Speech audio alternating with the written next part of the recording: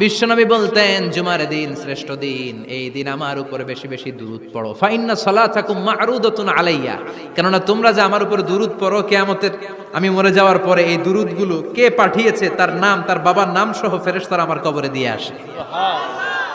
সাহাবারা বললেন ইয়া রাসূলুল্লাহ কাইফা সালাতুনা মা'রুদাতুন আলাইক, আপনি মরে যাওয়ার পরে আমাদের দুরূদ কেমন করে আপনি দেখবেন? ওয়াকাদ আরিমতা, আপনি তো পচে গলে মাটির সাথে মিশে যাবেন।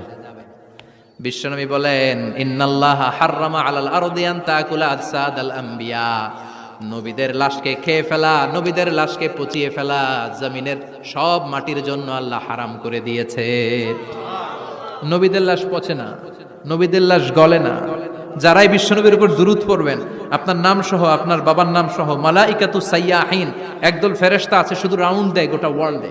কারা বিশ্বনবীর উপর দুরূদ পড়েছে, এই দুরূদ নিয়ে, এই নাম নিয়ে বিশ্বনবীর কবরে তারা পৌঁছে দেয়। চিল্লায় পড়েন আল্লাহু আকবার।